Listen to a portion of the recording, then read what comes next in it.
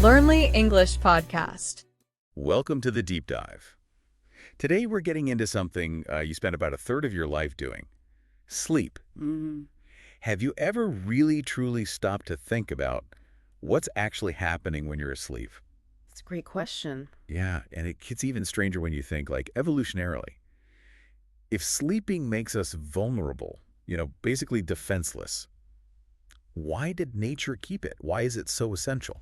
That really is the core puzzle, isn't it? The fact that it's stuck around despite the risks tells you it must be doing something absolutely critical, way beyond just resting. Exactly. And that's what we're diving into today. Why sleep isn't just rest, it's maybe the most underrated superpower we have. I like that framing. Superpower. Yeah. Look at some science that might honestly make you rethink your whole sleep routine. Let's get into it. Okay. So to kick things off, let's talk about some mind-blowing facts. Remember that story about Randy Gardner, the teenager who stayed awake for 11 days straight? Oh, yeah. 1964. A science project, wasn't it? Absolutely legendary in a concerning kind of way. Right.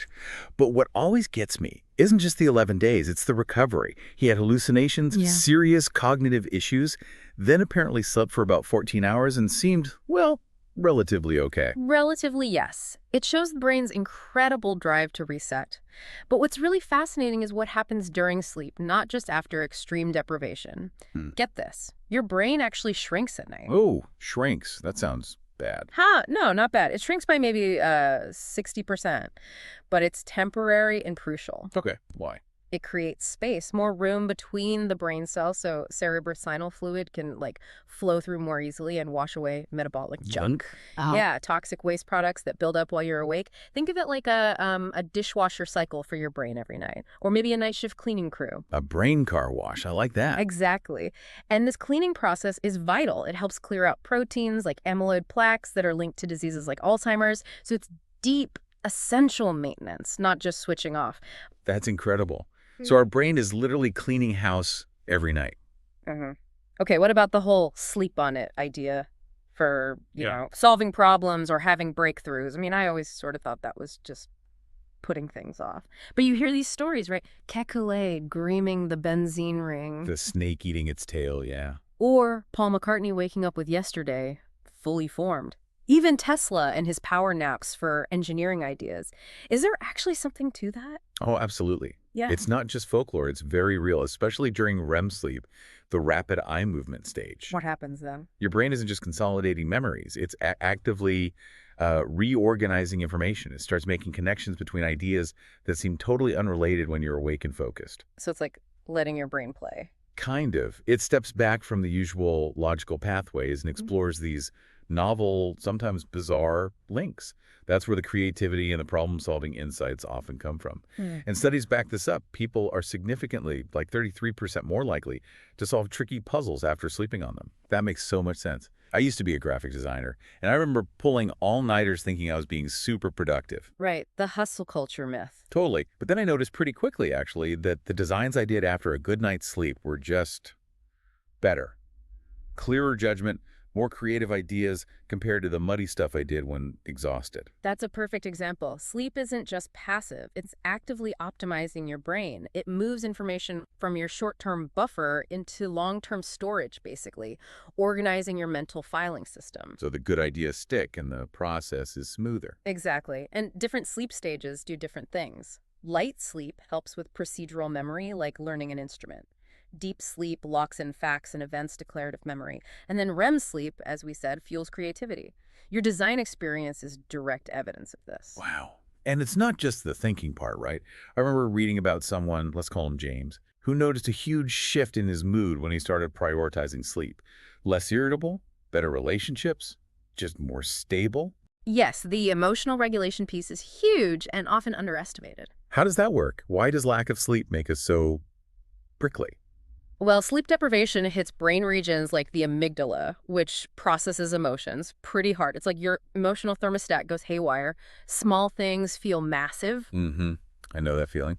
Plus, it weakens the prefrontal cortex, your brain's CEO. That's the part responsible for rational thinking, impulse control, good judgment. When it's offline due to lack of sleep, you're more likely to react emotionally, make poor decisions. So good sleep is like emotional armor. That's a great way to put it. It keeps your prefrontal cortex strong, helping you navigate stress better. It really makes you wonder, doesn't it, how much of our daily stress and bad choices are just being tired? It's kind of staggering when you think about it. And yet we live in this culture that almost celebrates not sleeping. I'll sleep when I'm dead. Right, it's seen as a badge of honor sometimes. Productivity over well-being. Sleep is seen as weakness or lost time. Such a dangerous paradox. And it's not just the attitude. Our whole environment seems set up against good sleep. Absolutely. Think about it. 24/7 connectivity. Screens everywhere. Artificial light messing with our internal clocks. Our modern world is, frankly, quite hostile to our natural sleep rhythms. Our biology hasn't caught up. Which probably fuels a lot of the myths around sleep. Things people tell themselves to justify skimping on it. Oh, definitely. We should probably tackle some of those head on. Good idea. Listeners, maybe think if any of these sound familiar to you. What's the first big one? The classic. You can catch up on sleep on the weekends. Yes, the weekend lie-in cure. Doesn't work, does it? Nope, not really. Sleep debt isn't like money. You can't just pay it back easily. A bit of extra sleep might make you feel slightly better temporarily, but the underlying physiological stress and cognitive deficits from chronic deprivation don't just vanish after one long sleep. Okay, myth busted. What's next? I only need 4 hours. Brag. Right, the super sleeper. Is that even a thing? For an incredibly tiny percentage of the population, maybe.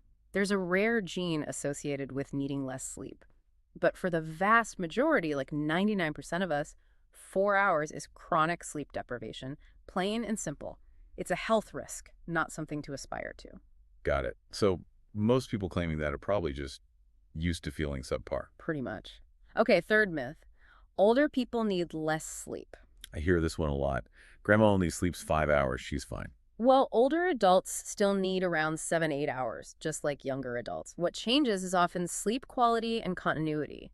Their sleep architecture might shift, making it harder to get consolidated sleep, but the fundamental need doesn't decrease. Interesting. Okay, what about alcohol? The nightcap to help you drift off. The alcohol trap. It might make you feel drowsy. Yeah, it helps you fall asleep faster sometimes.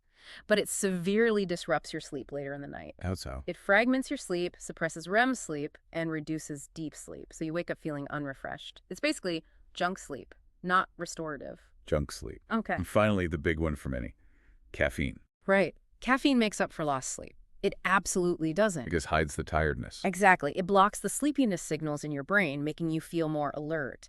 But it doesn't replace any of the vital functions. Sleep performs the cleaning, the memory consolidation, the emotional regulation. Plus, caffeine has a long half-life.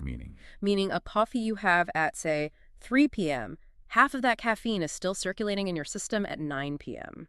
It can subtly interfere with falling asleep and sleep quality long after you think it's worn off. So that afternoon espresso could be sabotaging your sleep later. Precisely. It's a stimulant, not a sleep substitute.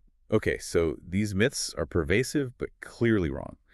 And ignoring sleep, relying on these myths, it has real serious downsides, doesn't it? It's not just feeling grumpy. Not at all. The consequences of chronic sleep deprivation are systemic. They impact, well, pretty much everything. Like what? Give us the rundown. Okay. Immune system. Yeah.